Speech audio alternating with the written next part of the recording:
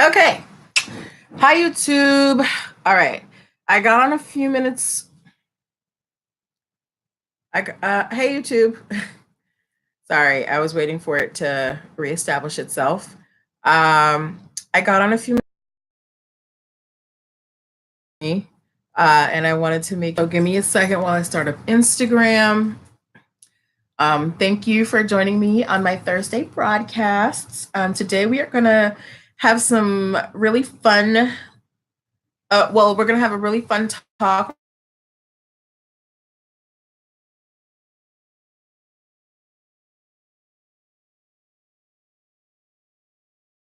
We're gonna talk real for me and on. I have to use my phone because this thing is trying me, trying me, trying me.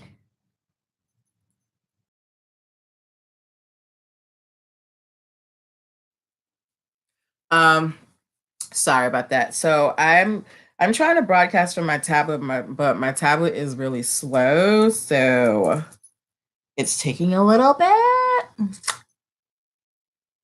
But you know, we're just gonna let you cook, and then at 6 o'clock, I'll turn on the phone, and then I'll switch to the tablet. So that's what we're gonna do. We're gonna get started on we're gonna get the show started in about 3 minutes. But just to introduce you to who I am, I will do it again once Instagram. My name is Natalie Pierre Lewis. I am the owner and operator of NPL Consulting LLC, a business formation firm. What that means is I help you get your business paperwork together. Things like contracts, getting your business registered, getting an EIN number, having contracts, protecting your intellectual property, knowing how to divvy up your money, how to hire employees. So we've got about 2 more minutes till we start. I want to let you guys know that I have a lot of free tools and a lot of avenues where you can see the type of work I do.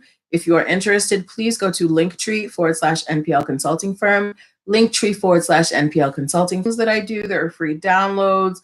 There's access to my podcast where I interview entrepreneurs in unique areas of industry to find out, the behind the scenes info, the regular business stuff they have to deal with. I have a blog that all of the social media accounts that I have. Why is my Instagram? My phone, which is fine because the resolution on my phone is better. I saw last week my live didn't look as crisp as I wanted. All right, so we might have to just hold it like this. Okay. All right. Let me just look at my schedule real quick. Okay. Okay. Yes, we're going to start Instagram right and now. Hey.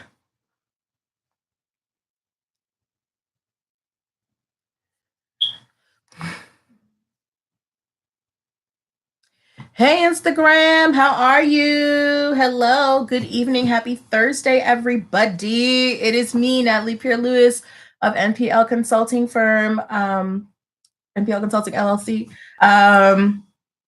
As you guys come in, please tell me, hi, Money Black. Thank you for joining. Please tell me where you're joining me from. Where are you in the DC area like me? Where are you coming from? And thank you so much for joining me this evening. I'm very happy. Today's going to be a really fun conversation. I am broadcasting both on YouTube and Instagram, so I might go back and forth. Long Island. Okay. I don't think I've ever been to Long Island. Okay. Yeah. Yes. So, I want to let you know ahead of time. I may have to yeah. So, but if my tablet decides to behave, I'll be back. I'm gonna switch over there. Okay. But in the meantime, I want to let you know who I am. My name is Natalie Pierre Lewis. I am the owner and operator of NPL Consulting LLC, a business formation firm. What that means is I help you get your business paperwork together. Things like getting registered, getting your contracts done, registering with your intellectual property, making sure you have contracts, showing you how to hire employees, showing you how to, manage your money, the basics of managing your money in a business. I help you build that infrastructure in your business so that you can start with a strong foundation and maximize profits as opposed to having to work backwards when everything blows up. Okay. Um, if you are interested in any of the stuff that I do, I have a lot of free resources. Like I write ebooks for fun. I'm a big nerd. You can go to Linktree/NPL Consulting Firm, Linktree/NPL Consulting Firm, Linktree/NPL Consulting Firm. And I'm going to put that in here, Linktree/NPL Consulting Firm. There I have a lot of downloads. The main one that I want you to download is the Business Prep Toolkit. It is a primer if you have a business idea and you're just kind of like, I don't know what to do with it, thoughts together and give you the first steps of getting your business legitimized. As well, if you want to travel to the DMV area, Money Black, on January 12th, 2019, I will be holding a workshop where entrepreneurs can get all of their business paperwork done in one afternoon. It's a workshop, January 12th, 2019. It's called Business Launch Bootcamp. We're going to get you registered. We're going to get your trademark application started. We're going to get your contracts. I hope so, because I love to dance. Well, we're going to talk about that, okay? So hold on tight. Go download the Business Prep Toolkit. If you have a business idea that you want to start, or you've started one and you're just kind of like, I don't know where to go. As well, if you want to come down to the DMV area, January 12th, 2019, we'll be having the workshop. Ticket link, they're all in the bio, Linktree/NPL Consulting Firm. But today, we are going to be talking about all of the crazy trademark cases that have been in the news. It has been one after the other. And it's just been it's been an information gold for me in terms of content, but it's also readily apparent that a lot of people don't understand how trademarks and protecting intellectual property works. So what we're going to do today is we're going to make it real, and we're going to use these cases to really illustrate how trademarks work, and patents and copyrights and all that stuff, but mainly trademarks. So before we actually start on the content, I want you to know that I have a trademark toolkit that you can also download with the link in my bio, and it's completely free. Trademark toolkit gives you the basics of trademarking, okay? So now that I have gotten all of that out of the way, we can start on our content. All right. So, Money Black, I feel, we're having our own conversation here. It's just me and you. There have been, the first case that I want to talk about today is the Millie Rock case. Now, I had heard about Epic Games and them, stealing dances. And then I kind of where 2 Millie is coming from. However, the hard part is that when it comes to trademarks, it's really hard to trademark a movement. You can trademark music or lyrics, but if it's just one movement, that's kind of hard.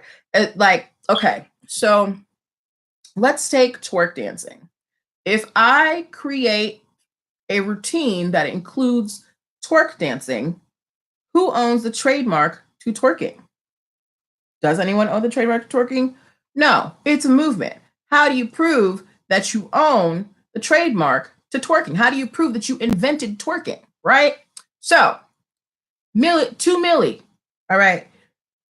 While, yes, you made a song and there was a dance that went to the song, you may have copyrighted your song. You may have a trademark to the music. However, that dance that you created is not necessarily protected.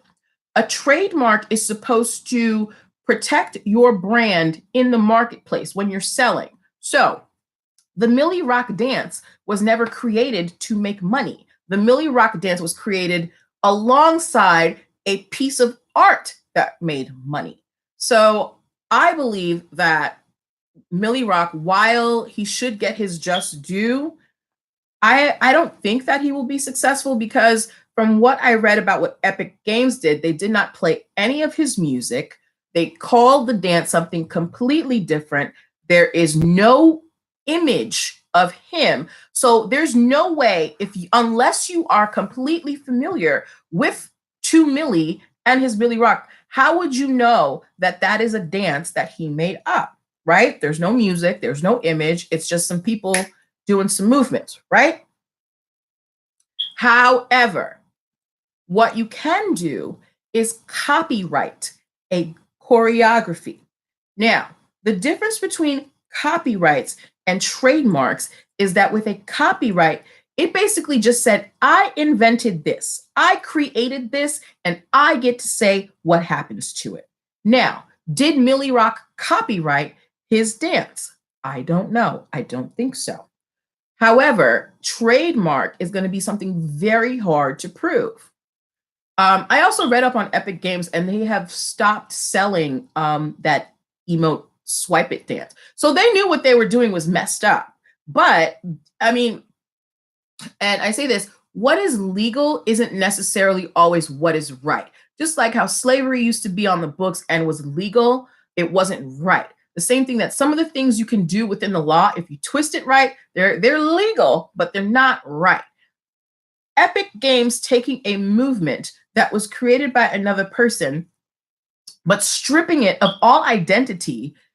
I mean, they almost covered themselves. You would have to be in the culture and know that dance to know that it belonged to someone else, right? And especially if he did not protect it, how would they know that it was a copyrighted, or trademarked dance? Can you name one dance that is trademarked? Unless you go and you trademark the name of your dance. Like if he had said, hey, I am trademarking the word Millie Rock or the 2 words Millie Rock. And if Epic Games had then taken that dance and put it in their game and you could buy the Millie Rock emote, he would have a case.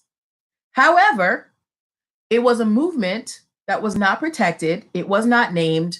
They didn't play his music. There was nothing there.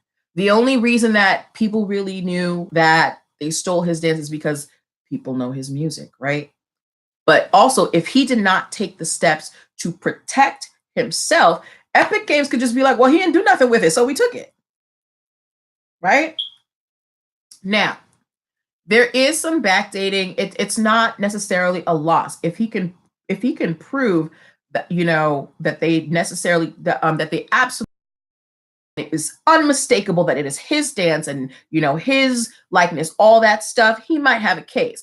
I am a skeptic. I am not sure that he is going to be successful in that, but I wish him the best. Okay. So does that clear up some of what the argument is for that? Okay. So money, you stepped out. That's okay. All right. So so that is the Millie Rock case. Okay. Next, we are going to talk about my queen, Beyonce. All right. Beyonce, I saw a story today that said that Beyonce sued this company that I have been seeing for a while that was selling merchandise that said Beyonce, but spelled like Beyonce with an F.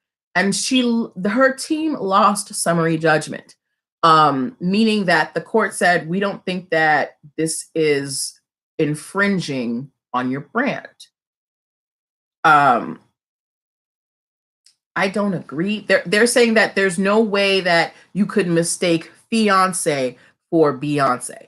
But come on, look at how the word is spelled. It is spelled exactly like Beyonce's name.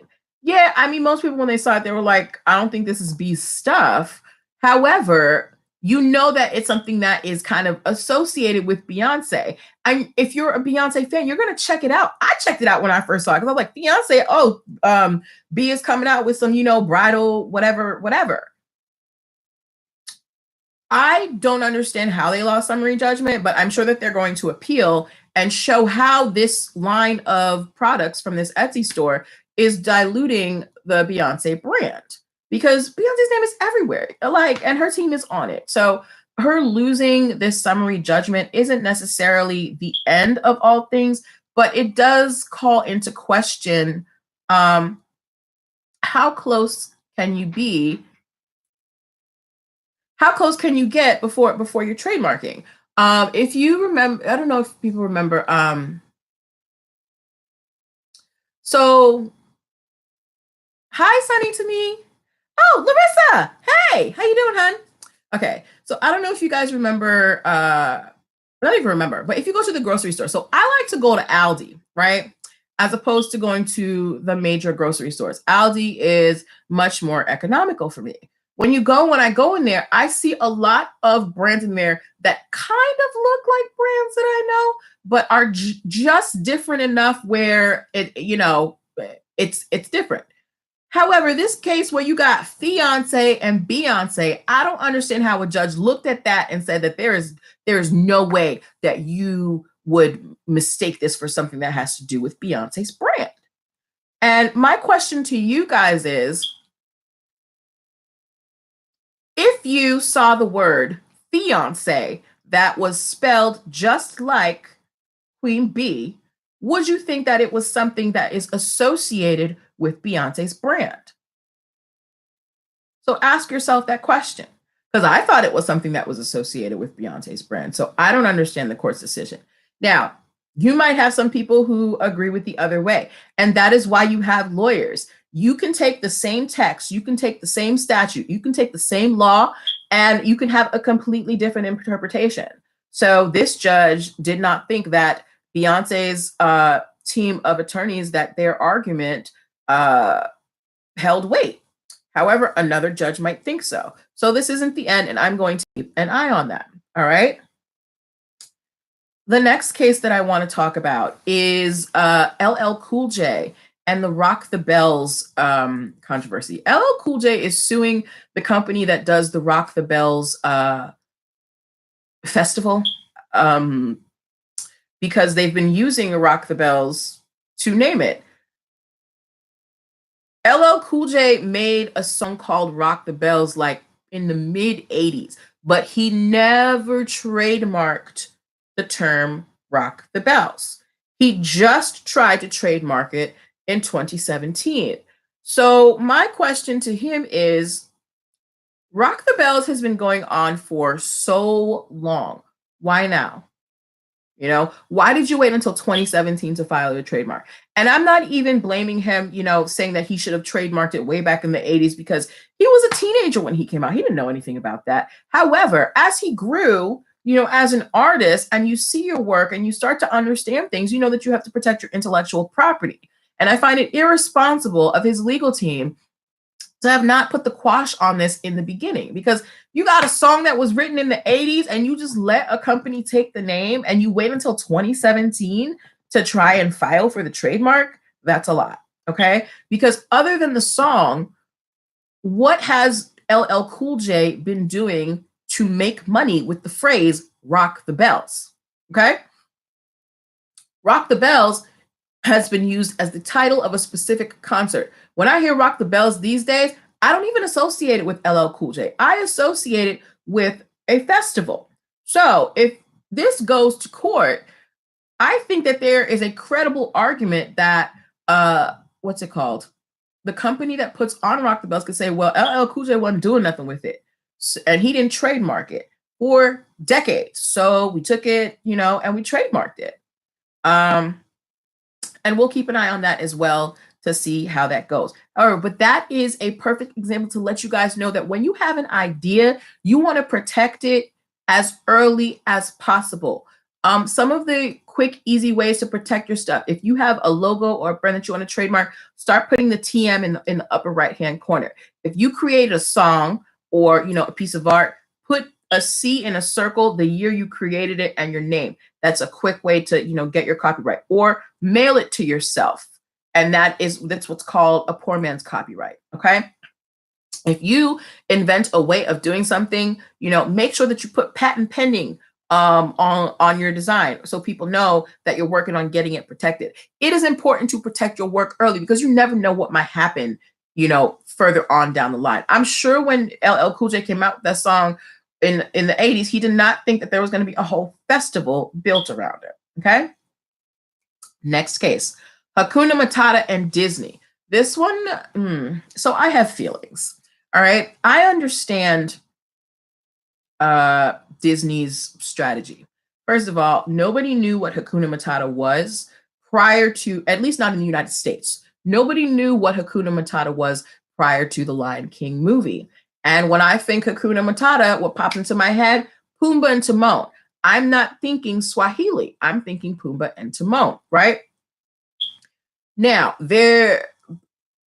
Disney filed for this trademark way back in 94.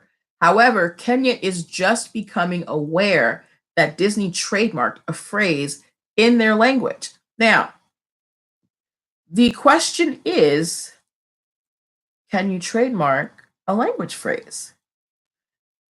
And I'm going to give you both sides of this. On the side of Disney, no one in the United States knows what Hakuna Matata is. We wanted to differentiate our line of products in the marketplace, and we didn't want anybody taking the phrase from this, extremely lucrative movie that we made and start making their own Hakuna Matata products. So we trademarked the phrase Hakuna Matata in the United States. Not in the world, I don't think in the world, but at least in the United States. Now, I'm sure if they tried to go to Kenya and trademark, they'd be like, sir, really? But prior to the Lion King, I didn't know what Hakuna Matata was. Now, on the other side, it's a language phrase. It's from an actual language, from something that people use all the time. In Kenya, Hakuna Matata is a common phrase. Now, if you look at it as a global perspective, how many people in the world speak Swahili? How many people in the world know that phrase? So is it a common enough phrase that it shouldn't have been trademarked in the first place? And you have to look at that, I think, from a global perspective. Because I don't know how many Kenyans we have in the United States. And Swahili is not, really a language that's spoken here. So those are my thoughts on the Hakuna Matata case. All right. Another case that I read that was very interesting to me is that this small company is being sued by the Emmys, whatever organization the Emmys is. They are bringing suit against a small pet company because the owner of that company named his pet toy line Emmy's Best, EMMY' Best, Emmy's Best. And the Emmy people, their argument is that he is confusing people in the marketplace, even though he's doing pet products. He's not doing television. He is doing pet products. And I think it's too much. If I go to the store and I see some dog toys that are named Emmy's Best, I'm not associating that with the Emmy Awards ceremony. I'm going to think that is somebody named Emmy. And actually, the guy who owns the company, he named his line of pet toys after his dog, Emmy. So I think the Emmys are being petty, and I hope they don't win. Okay. And then I had one more thing that I wanted to talk to you guys about. Give me 1 second. We talked about Kenya, LL Cool J, Beyonce, the Millie Rock. I wanted to talk to you guys about, where's my paper? Sorry, guys. This is what happens when you have a scatterbrain like me. I'm not going to end this because I know it's going to come to me and I just need to take a second. So in the meantime, while I reset, I want to let you guys introduce myself again. If you don't know who I am, my name is Natalie Pierre-Lewis. I'm the owner and operator of NPL Consulting LLC, a business formation firm. What that means is I help you get your business paperwork together. things like contracts, getting registered with the state, trademarking your stuff, you know, how to hire employees, managing your money. I help you get your infrastructure together so that you can start off with a strong foundation and maximize profits. If you're interested in any of the things I do, go to the link in my bio, linktree/NPL consulting firm, linktree/NPL consulting firm, linktree/NPL consulting firm, and get you a piece. I've got lots of downloads. I have a podcast you can listen to. I've got a blog. I have all my social media. I've got tons of stuff on there. The particular thing that I want to let you guys know that I have going on now is you can download my business prep toolkit. The business prep toolkit is a primer for those of you who have business ideas but have no idea how to start. It is going to give you the basics of how to get your business plan together, how to develop your business concept, and it's going to give you the first steps to making your business legitimate. So go on and download the business prep toolkit as well. Whoa, whoa, whoa.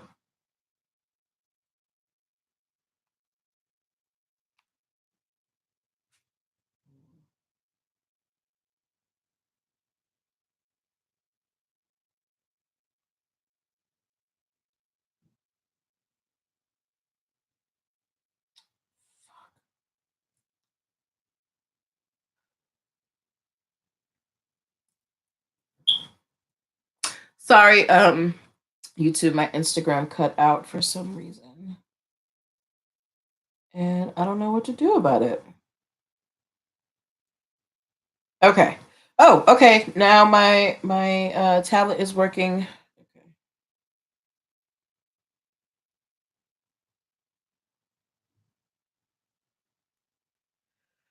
Okay. Hey guys, back to the regularly scheduled program. Sorry about that. My live cut out on my phone, so I had to get back up on my tablet. Thank goodness it started working. But this is great because now I can look at my notes because they were on my phone. Hi, Child Growth Solutions. How are you today? Okay, so let me reintroduce myself as the video starts. If you missed the first part, please go to YouTube and watch it. I don't think Instagram uploaded the first 25 minutes or so of this because it just cut out on my phone. And I didn't get the option to say share it. Okay.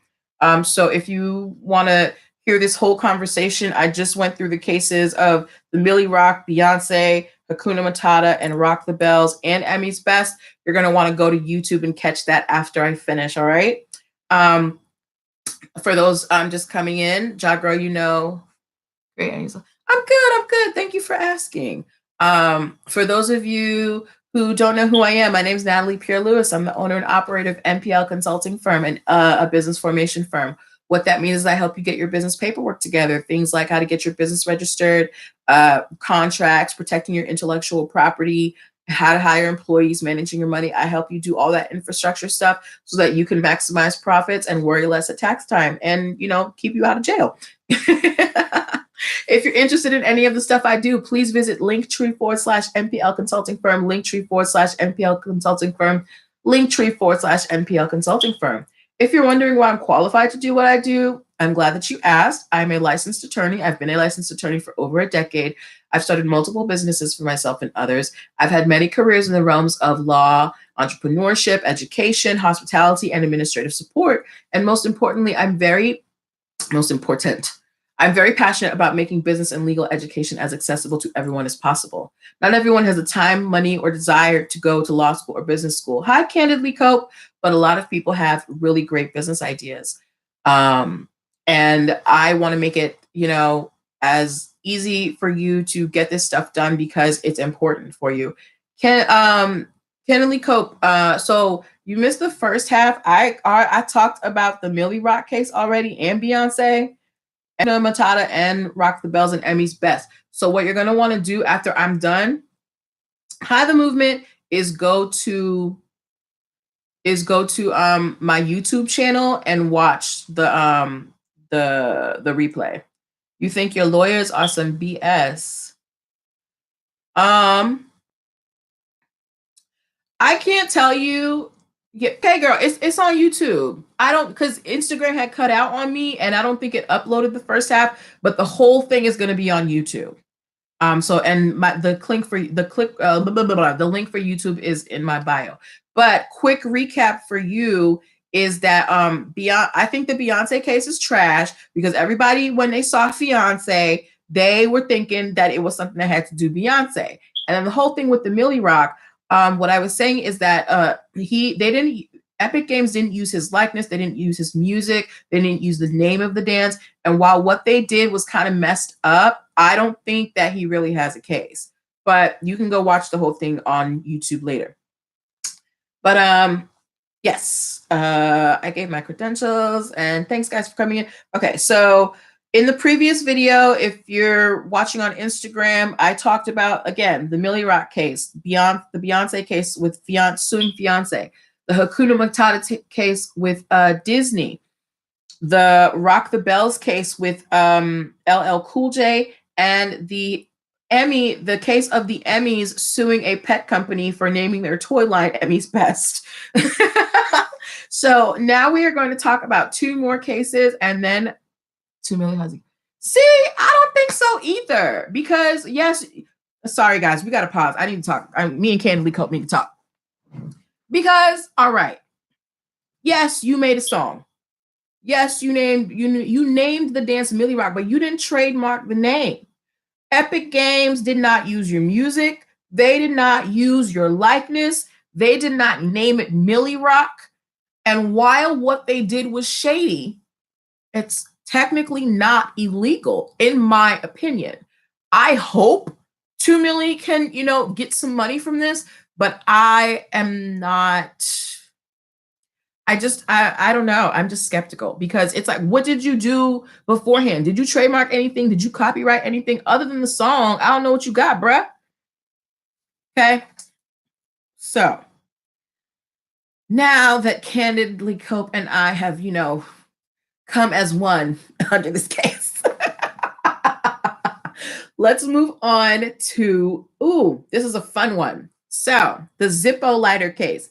Zippo just got a trademark for the click sound of their lighter.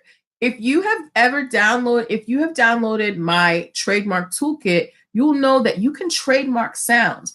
And Zippo just got their trademark for their click sound for their lighters. And I think that's pretty cool. It has something to do with like ASMR or something like that. But I encourage you guys to go read up on that and see how Zippo got a trademark for a lighter flick. Okay. And the last thing that I want to talk to you guys about, so this kind of veers off from trademarks and goes more into copyrights. I don't know if you guys saw, but Apple has just filed, well, actually it does have to do with trademark. Apple has just filed a trademark for something called Apple Music for Business. Apple is trying to create, so I don't know if you guys remember when I did the live stream on the Music Modernization Act, and they're trying to create, what are the stipulations of the law when it comes to dance choreography? Okay, so this is what Ken Lee Cope and I were talking about.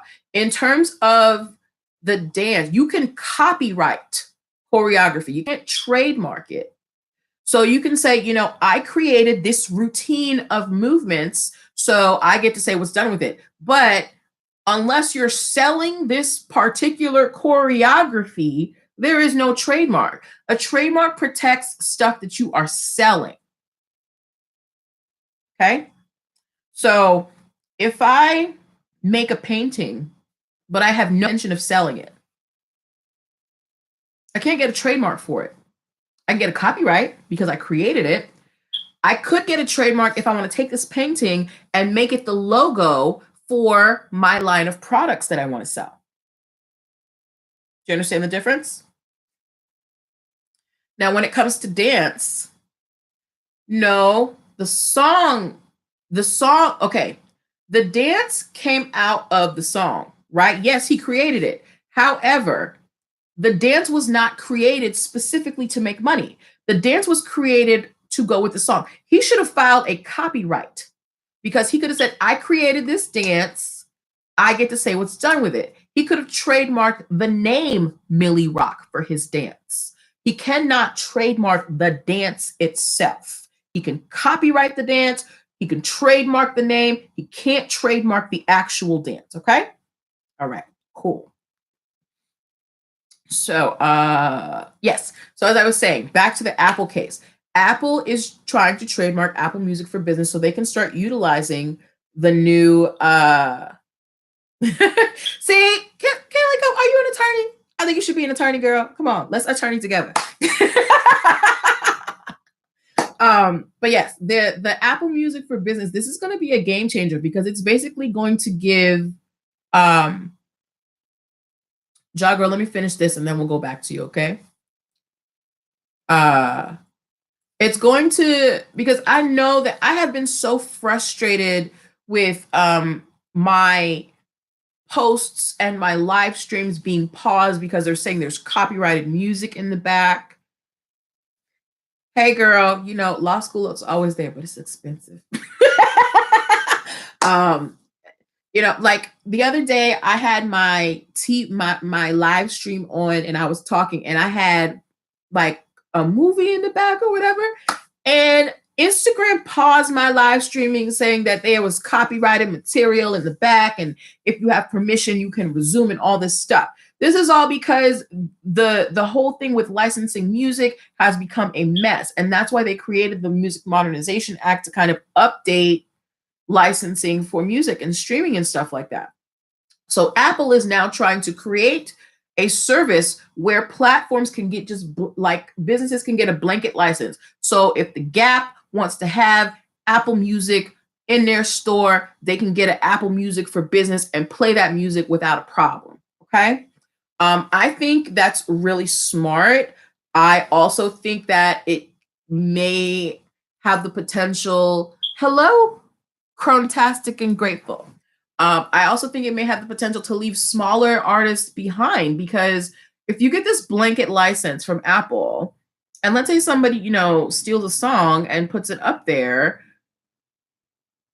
and someone, you know, steals a song and puts it up there, it's like, what recourse does a small artist who doesn't have any money have? You know, I'm going to keep an eye on it and update you guys about it, but I think it's a really cool idea for businesses, but I just wonder who is going to benefit from it the most.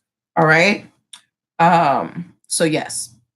So I think we've covered all the cases that I wanted to talk about. We talked about Millie Rock, Beyonce, Hakuna Matata, Rock the Bells, the Zippo case, Emmy's Best, and Apple. If you missed any part of the broadcast, please go to YouTube and watch the full broadcast. I think Instagram cut out the first half, but my YouTube is still going. We're going at 40 minutes right now.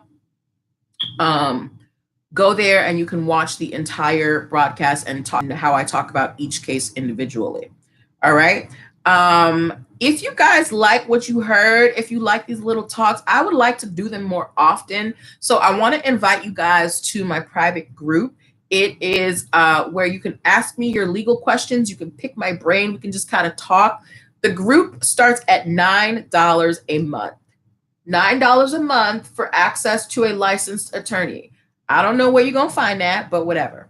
But if you are interested in joining my private group where, you know, you can ask me your questions or you have them and I can provide you my paid resources. My private group is actually where I drop all of my ebooks, all of my charts, all that stuff. So if you join that group, you get access to all of my resources as well.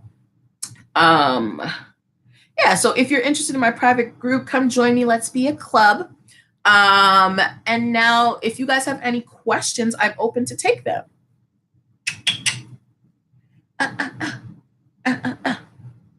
And I got like 24 minutes because I got to be out here at 7 to go to dinner. So what are your questions, guys? Any questions about the Beyonce case, the Millie Rock case? If you could trade, like, do you understand why a dance can't be trademarked? Questions about the Rock the Bells case, the Zippo case, the Emmys suing that pet line, or the Apple licensing case? I'm here, y'all. Let's talk. Like me and Candidly Cup just had a nice little, come to Jesus moment, and I pray that 2 million will get some money, but I just don't think it's gonna happen.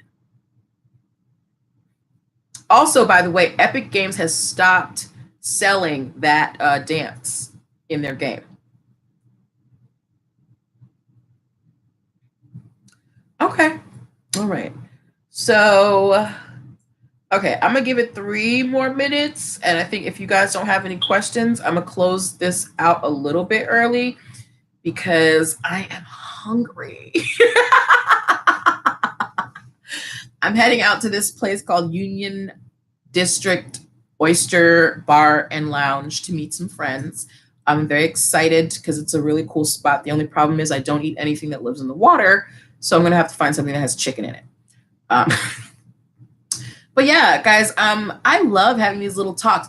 If you have any stories in the news that you would like me to talk about, please submit them. I have some questions, but they're very specific, so I'll join in.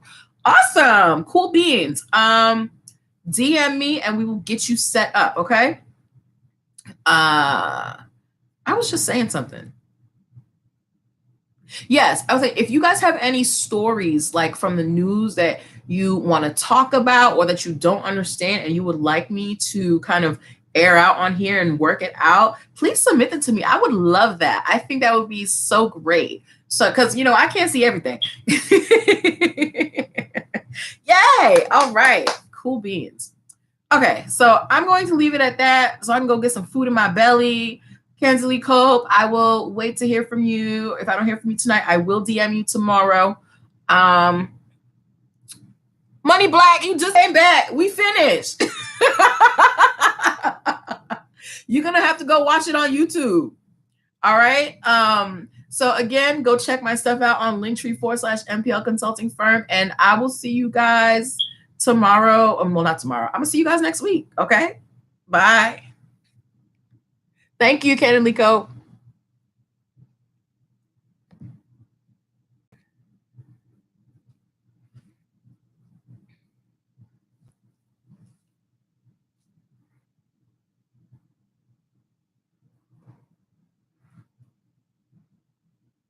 Oh, shoot. I forgot about YouTube. Sorry, guys.